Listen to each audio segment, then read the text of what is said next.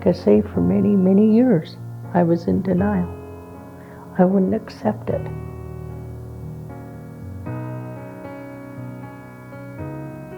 Because I wanted children.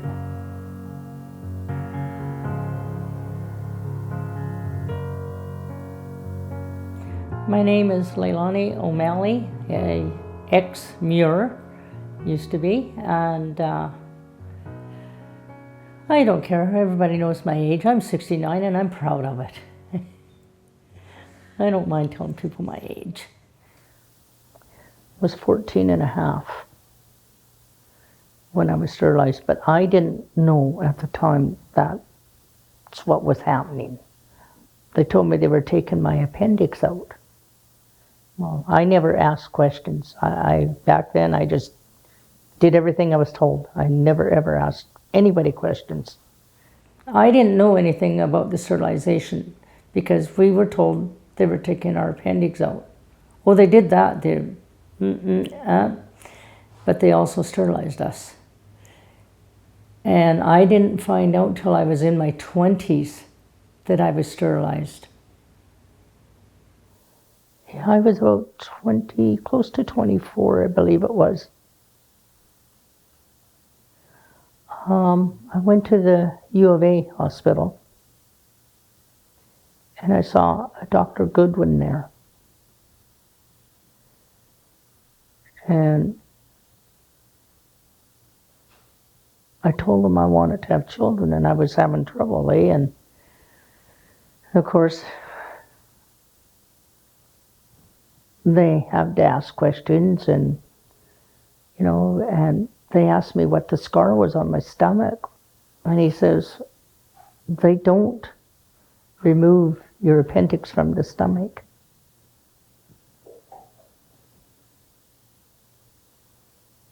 I said, well, that's funny. They told me they did. And they did a test where they put the dye through to check all the tubing and stuff. And there was no tube there. There was about 1/4 of an inch of one tube on the left side. They had removed everything.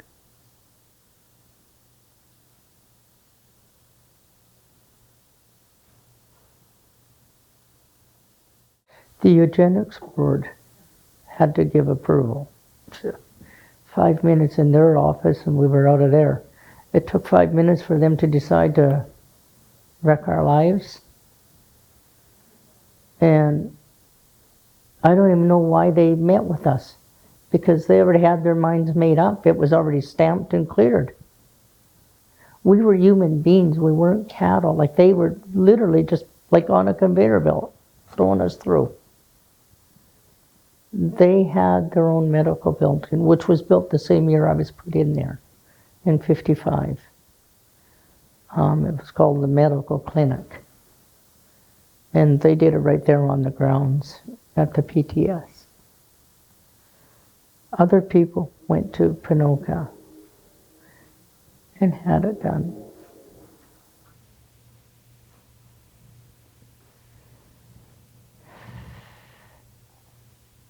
It's a little hard to think about that stuff. I think it was in 1980 when I finally accepted the fact that I was sterilized and nothing could be done to repair it. When I finally realized and would accept it is when my adoption fell through. There was a young girl that was pregnant, and she knew my husband and I, and she wanted us to have her baby. This young girl picked David and I out of 3 other couples. So I bought everything. When he was at sea, I spent money like nobody spent money. I had everything, bassinet, cribs, just 12 dozen diapers, cloth diapers, because I don't like disposable. I had everything. And she came, when David just got home from sea, the social worker came to our door. And this is after I sent kids. I was babysitting all day home. And social worker come in. She said, your adoption has fallen through. My husband then, at that time, didn't even wait to listen to anything else. He just took off. So I asked her after he had gone, why? Because we were chosen by this young girl. And if she didn't know us, she wouldn't have given us that chance to have a baby. And she said,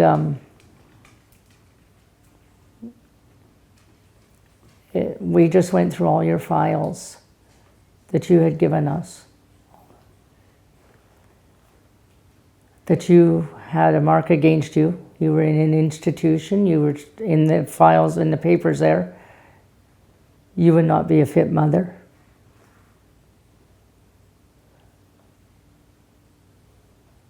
And I'm thinking, you, I don't usually swear, but I'm going to say it, you bitch.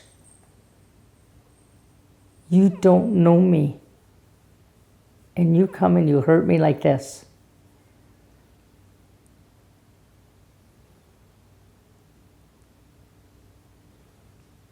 After she left the house, I took everything I bought. There was about a few $1,000s worth of stuff that I had bought for the baby. I took it outside, put it in a burn barrel and burned it all. Smashed everything.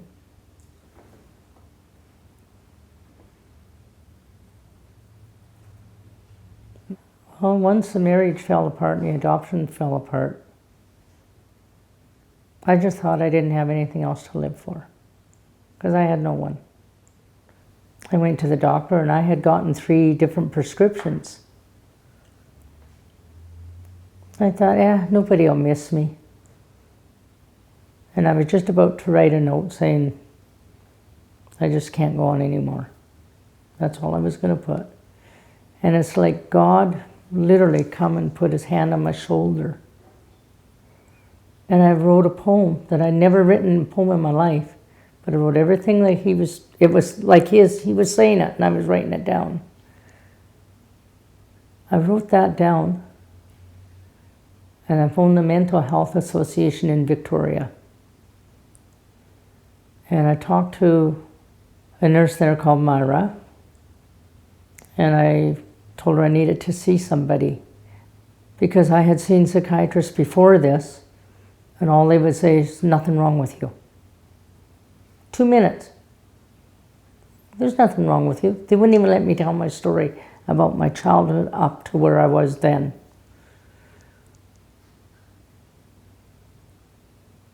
I went to see Dr. Kovacs the next morning. I told him my story right from when I could remember to the day of this. And that was the very first time I really talked about what had happened to me. And it started to make me heal. I can say I fully recovered to the extent that I've gone on with my life. I haven't dwelled on it to bring me down. The hurt inside will always be there because you've got that scar to remind you. You can't escape it. It's there for life. You get in the shower, you get undressed, it's there forever. So it's a constant reminder, but I don't dwell on it.